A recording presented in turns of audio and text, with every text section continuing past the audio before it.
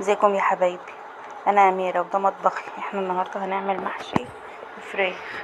انا جبت حله وحطيت فيها سمنه وضفت فيها الفراخ اشوحها كده بالتوابل بتاعتها.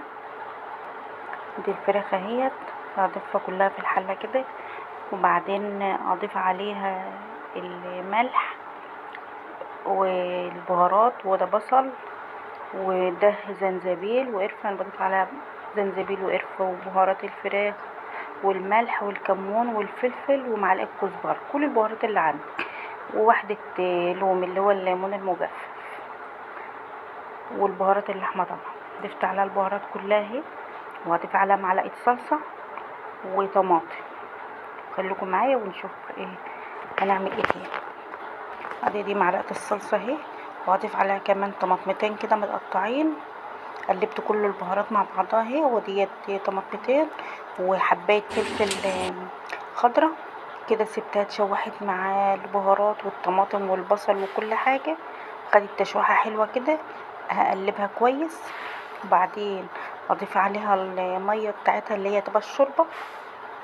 لازم ايه يعني اضيف لها شوربه تغطيها، تغطي الفراخ كده عشان تستوي تبقى حلوه كده. غطيتها اهي تغلي. الشوربه بتاعتها رايقه جميله ازاي، ولا عامله إيه عليها كده يعني حاجه مش كويسه ولا حاجه؟ لا، الشوربه لونها جميل ازاي، ذهبي جميل. ده المحشي طبعا احنا عملناه كم مره مع بعض، الخلطه وكل حاجه. انا البتنجان انا بقليه بعد ما اقوره كده واغسله كويس، بقليه مش بعمله من غير قلي، بقلي في الزيت وبعدين احشي.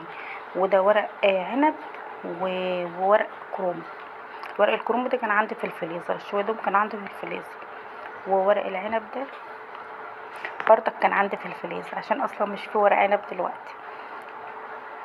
كده انا بغطي بورقه العنب كده، بغطي وش المحشي عشان ما يطلعش رز، ومش بحب احطه طبق، فبغطيه بورقه كرنب او ورق عنب اللي موجود عندي، يعني بغطي منه.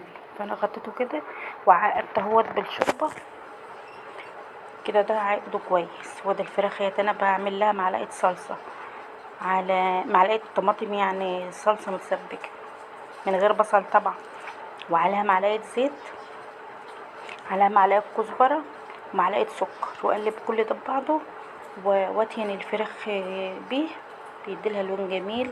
دخلها الفرن بتاخد لون جميل قوي من معلقه السكر. لو فيه عسل اسمر، العسل الاسمر برضك بيخلي طعم الفراخ جميل قوي ولون جميل. شوف كده لونها بعد ما خرجت من الفرن لونها عامل ازاي، جميله، تاخد لون جميل كده. السكر بيديلها لون جميل. انا جبت طبق اهوت وحطيت فيه خضار، وهحط الفراخ فيه حاجه يعني ايه.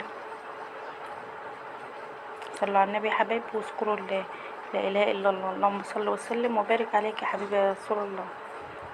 كده الفراخ بقى شكلها جميل اهيت بالخضار كده، حاجه يعني سيدي يا سيدي. وده المحشي اهو بعد ما اتسوى. انا حشت الورق اللي كان على وشه، وده شكله جميل ازاي. بعد كده بعد ما استوى هنفرغه بقى في الصينيه ديت.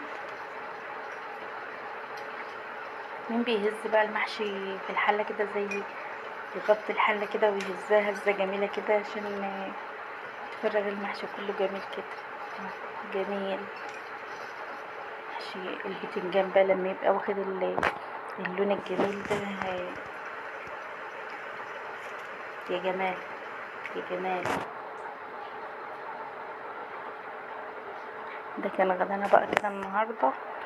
معلش بقى كنت بتاخر عليكم شويه، الجو بصراحه صعب قوي، الحر يعني ايه، الجو صعب يعني.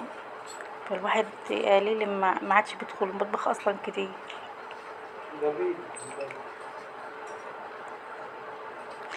سلام.